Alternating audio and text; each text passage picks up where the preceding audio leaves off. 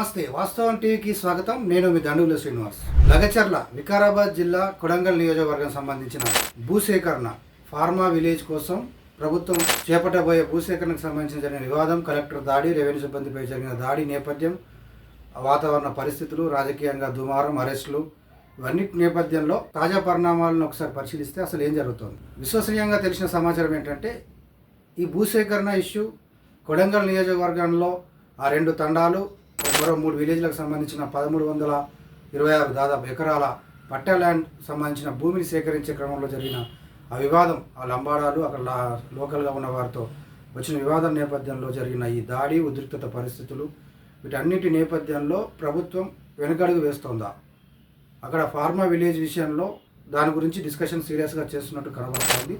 ఒక దశలో చెప్పాలంటే ఆ దూకుడు తగ్గింది, ఆ వేగం, ఆ వేడి తగ్గినట్టు కనబడతా ఉంది. అవసరమైతే ఇంకా వారి జోలికి వెళ్లకుండా ఉండడమే ప్రభుత్వానికి, పార్టీకి మేలు. అనవసరంగా ప్రతిపక్షానికి జీవం పోస్తున్న ఉదంతంలా దీన్ని పార్టీ పెద్దలు, ప్రభుత్వము, రేవంత్ సర్కార్ చూస్తున్నారా అనే విషయంలో అవుననే సమాధానాలు వస్తున్నాయి ఎక్కువ మాట. అయితే మొదట అనుకున్నారు చాలామంది కలెక్టర్పై దాడి నేపథ్యాన్ని ప్రభుత్వం ఎట్లా తీసుకుంటుంది అనే దాని విషయంలో స్టార్టింగ్లో కొంత వెనక ముందు ఆడిన ప్రభుత్వం ఆ కలెక్టర్ చేత నాపై దాడి ఏం జరగలేదు అని చెప్పించి పెన్ డౌన్ చేస్తున్న ఉద్యోగుల వద్దకు ఏకంగా కలెక్టర్ వెళ్ళి చెప్పిన ఆ వీడియో కొద్దిసేపు వచ్చిన తర్వాత మళ్ళీ వెంటనే ఢిల్లీలో ఉన్న రేవంత్ రెడ్డి దీనిపైన సీరియస్గా కామెంట్ చేశారు, స్పందించారు. ఎట్టి పరిస్థితుల్లో దాడి చేసిన వారిని, వెనుక ఉండి ఉసిగొలిపిన వారిని ఎవరిని వదిలిపెట్టాం, ఊచలు లెక్క పెట్టిస్తాం. కలెక్టర్ పైనే దాడి జరిగితే అదే బీఆర్ఎస్ ప్రభుత్వ హయాంలో జరిగి ఉంటే మీరు ఇట్లాగే స్పందించేవారా? వాళ్ళని పరామర్శిస్తున్నారు వెళ్ళి, కానీ ఖండిస్తలేరు ఆఫీసర్లపైన దాడిని.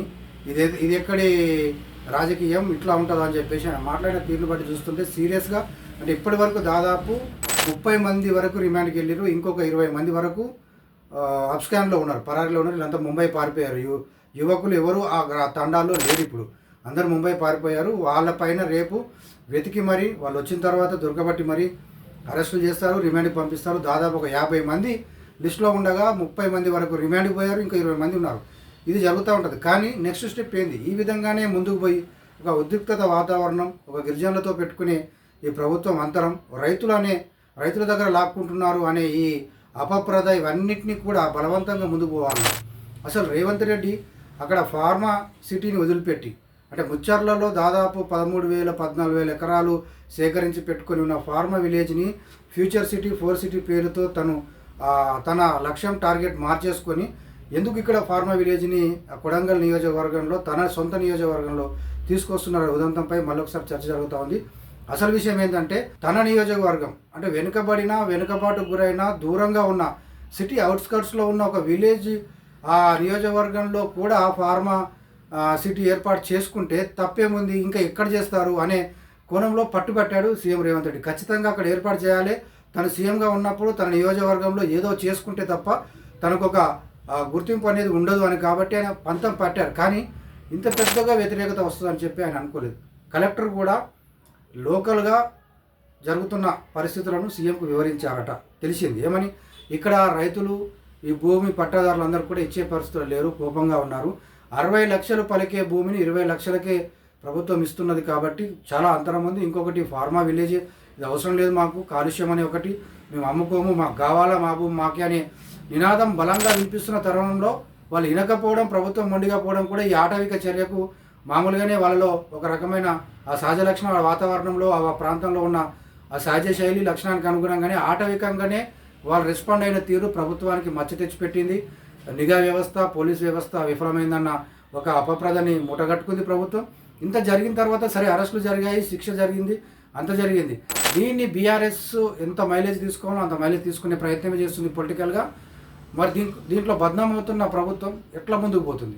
కొందరు ఏమంటున్నారంటే మొండిగా సీఎం రేవంత్ రెడ్డి ముందే పోయి ఖచ్చితంగా చేస్తాడు. అతని సోదరుడు లేటెస్ట్గా మళ్ళీ కలెక్టరేట్కి వచ్చాడు, రంగారెడ్డి కలెక్టర్ని కలిశాడు.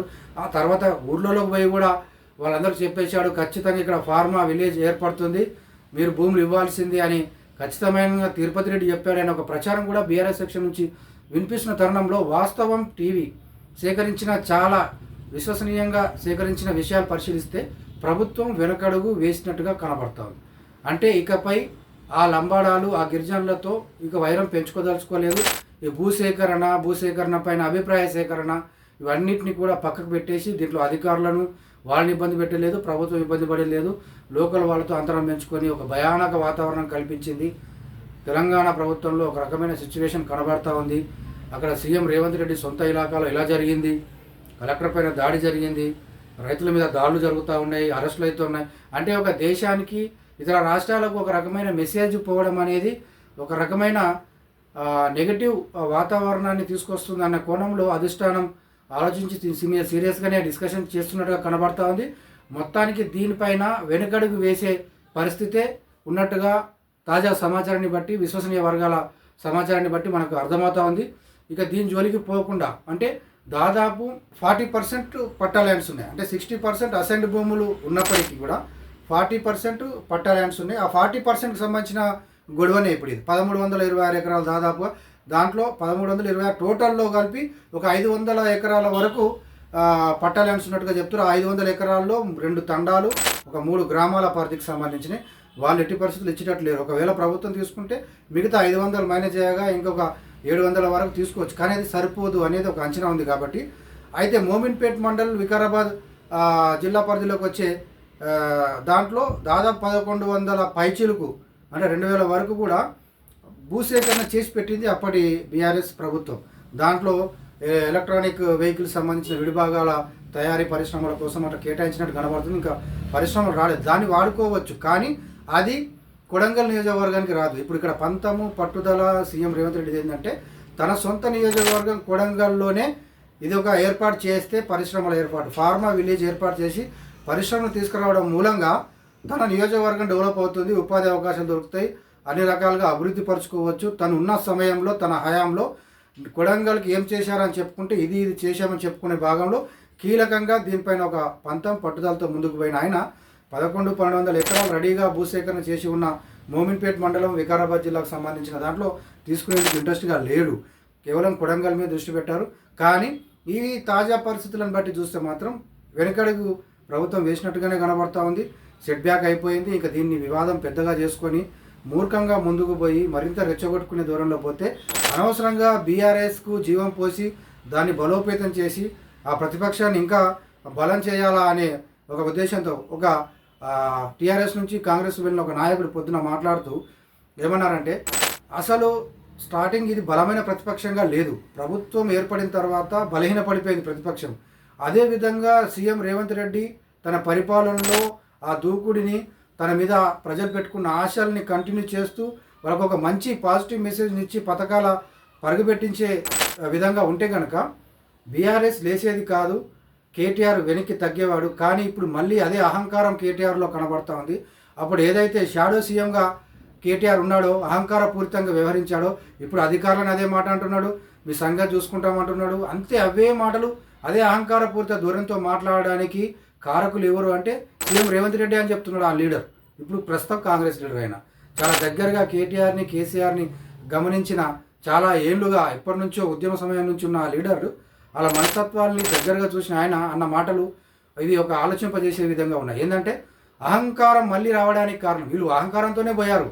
అహంకారం కేసీఆర్, కేటీఆర్, కవిత, హరీష్ రావు అంతా అహంకారంతోనే కొట్టుకుపోయారు, తగ్గారు. ప్రతిపక్షం రాగానే వీళ్ళకు కళ్ళు బయలు గమ్మాయి వాస్తవ పరిస్థితి తెలుసుకోవడానికి ప్రయత్నం చేస్తున్న తరుణంలో ఈ 11 నెలల 10 నెలల కాలంలోనే రేవంత్ రెడ్డి వ్యవహరిస్తున్న శైలి కావచ్చు, ప్రజలతో పెరుగుతున్న అంతరం కావచ్చు, వ్యతిరేకత కావచ్చు, ఇవన్నీ చూసిన తర్వాత మళ్ళీ అక్కడ దానికి జీవం పోసింది ఎవరు? పార్టీకి, కేటీఆర్ అహంకారానికి నీళ్లు పోసింది ఎవరు? మళ్ళీ లేపింది ఎవరు అంటే సీఎం రేవంత్ రెడ్డి అనే ఒక మాట ఆ లీడర్ నుంచి రావడం అనేది కూడా వాస్తవ పరిస్థితి లేదనేది అర్థం పడుతుంది. దీనిపైన విశ్లేషణ చేయాల్సిన అవసరం, ఆలోచించాల్సిన అవసరం, పునరాలోచన చేయాల్సిన అవసరం కూడా సీఎం రేవంత్ రెడ్డికి ఉంది. ప్రత్యేకించి ఈ లగచర్ల కొడంగల్ నియోజకవర్గంలో ఫార్మా విలేజ్కి సంబంధించిన భూసేకరణ దాంట్లో ఖచ్చితంగా వెనుకడుగు వేయాల్సిందే. ఒక మూసి విషయంలో, ఒక హైడ్రా విషయంలో పంతంతో పోయినట్టుగా దీంట్లో పోయే పరిస్థితి కనబడడం లేదు. హైడ్రాలో వెనక్కి తగ్గారు. హైడ్రాలో సీఎం రేవంత్ రెడ్డి వెనక్కి తగ్గారు. ఏమంటే దానికి టైం ఇచ్చారు, సర్వే పేరు పెడతాం, కొద్దిగా జనాల నుంచి హైడ్రా ఇప్పుడు పోయింది. ఆ మధ్యలో వచ్చిన వెల్లువెత్తిన ఆగ్రహం అదంతా చూస్తే ఉంటే విపరీతంగా ఉండేది. దాని నెగిటివ్ ఇంపాక్ట్ నుంచి బయటపడేందుకు ఒక 3 నెలలు సర్వే చేస్తూ ఉన్నాము అని చెప్పేసి దాన్ని పక్కన పెట్టారు. మూసి పైన పడ్డారు. మూసి పైన ఇంకా దాన్ని వదిలిపెట్టేలా లేడు. సీఎం రేవంత్ రెడ్డి స్టార్ట్ చేస్తూ ఉన్నాడు. దానిలాగా దీనిలాగా ఈ లగచర్ల కొడంగల్ ఫార్మా విలేజ్ సంబంధించిన దాంట్లో మాత్రం పంతంతో ముందుకు పోయే పరిస్థితి కనిపించడం లేదు. అందుకే వెనక్కి తగ్గినట్టుగా మనకు విశ్వసనీయ వర్గాల ద్వారా తెలుస్తూ ఉంది.